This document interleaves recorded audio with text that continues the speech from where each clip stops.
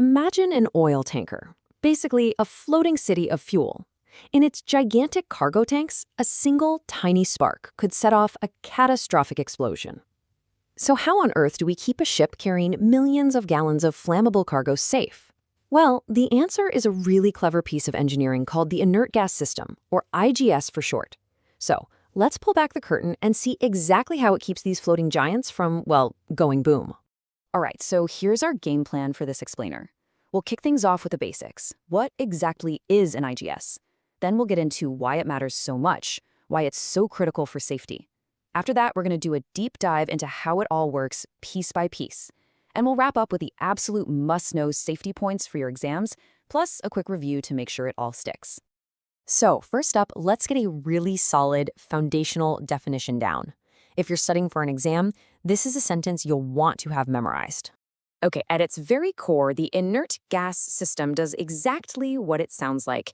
It pumps inert gas into the cargo tanks. The whole point, the entire goal, is to make the air inside those tanks non-flammable. And it does this with one single critical action. It slashes the concentration of oxygen.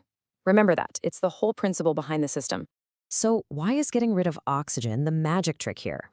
Well, it all comes back to a concept you definitely know, the fire triangle. You know the drill. For a fire, you need three things: fuel, heat, and oxygen. On a tanker, you have tons of fuel, that's the cargo, and there are plenty of potential heat sources. The one thing we can actually control is the oxygen. The IGS brilliantly just removes that side of the triangle.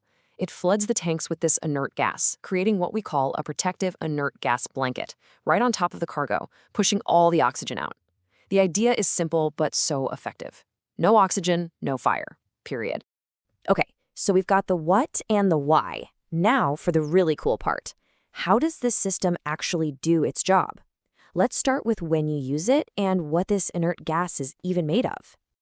So the IGS isn't just running all the time. It's only switched on during three very specific high-risk operations.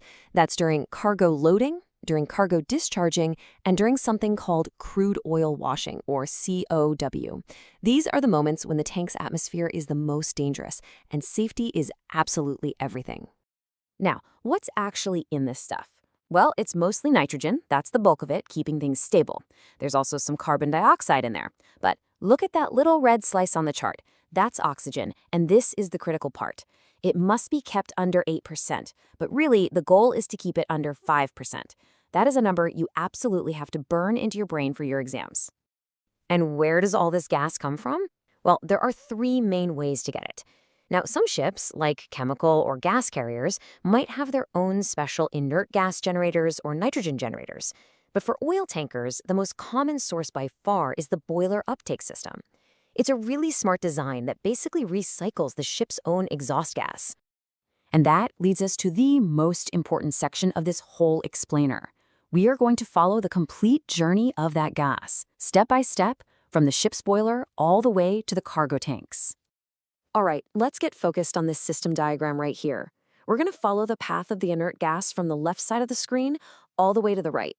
This flow is the absolute heart of the IGS, and understanding every stage is so important.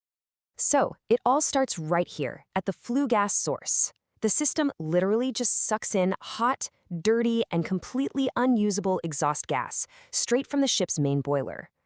At this point, the gas is full of soot, and it is way too hot to use.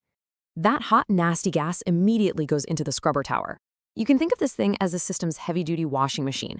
It does two critical jobs. First, it uses seawater to cool the gas way down, from over 300 degrees Celsius to a safe, normal temperature. Second, it literally washes out all the junk, the corrosive stuff like sulfur and soot. So what goes in is hot and dirty. What comes out is cool, clean, and ready for the next step. So once the gas is clean, it needs a serious push to get where it's going. That is the job of the blowers. These are huge, powerful fans, and you'll notice there are always at least two of them for backup. They provide all the pressure needed to move that massive volume of inert gas all the way from the engine room up to the cargo tanks on deck. Next up, the gas hits its first major safety check, the oxygen analyzer. This little device is constantly tasting the gas as it flows by, and the logic, as you can see in this flowchart, is super simple. If the oxygen level is 5% or less, it's a pass, and the gas keeps going. But if that oxygen level is too high, it's a fail. The system immediately slams the valve shut and vents that bad gas out to the atmosphere. It's a critical quality control gatekeeper. Okay, now we've arrived at what I think is the single most important safety device in the entire system, the deck seal. Its only job is to stop those super flammable hydrocarbon gases from the cargo tanks from ever traveling backwards into the engine room. And its design is genius. It just uses a barrier of water. The inert gas can bubble through it and go forward, but that wall of water makes it physically impossible for the dangerous gas to come back. This device is the firewall between the hazardous deck area and the safe machinery spaces. Right after the deck seal, we have a second layer of defense, the non-return valve, or NRV. This is a way simpler device. It's basically just a mechanical flap that only lets gas flow in one direction. It's a vital backup, adding a mechanical safety layer on top of the deck seal's water barrier. And finally, right before the gas gets into the cargo tanks, it passes the pressure/vacuum breaker, or the PV breaker. This is the last line of defense for the ship's structure itself. If, for whatever reason, the pressure in the tanks gets dangerously high, or even goes into a vacuum which could crush the tank, this PV breaker will activate and safely vent that pressure. It protects the ship from tearing itself apart. So we've walked the gas through its entire journey. Now let's zoom out a bit and pull all of this together into the main safety functions. You should think of these as the 3 pillars of the system's entire safety philosophy. And these are definitely things you'll be asked about on an exam. You know, everything we just went through really boils down to 3 main safety goals. First, you've got atmosphere control. That's the job of the scrubber and the oxygen analyzer.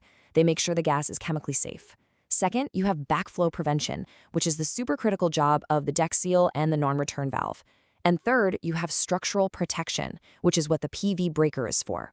This graphic really shows how they all work together to create this complete safety ecosystem.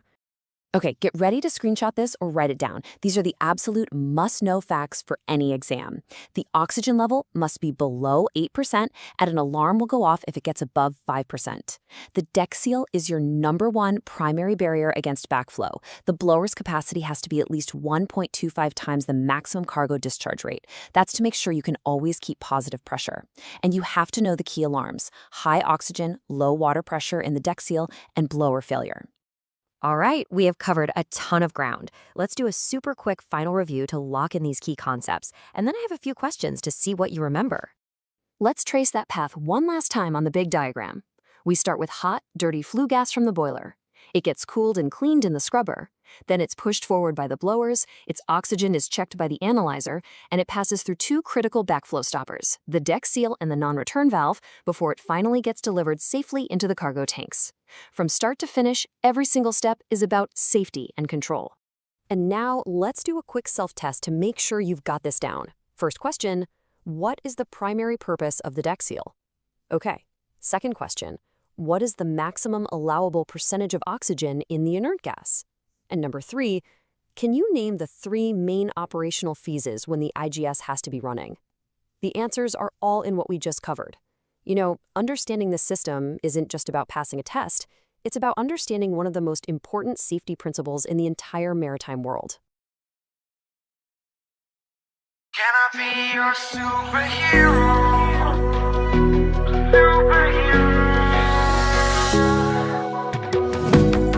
You take the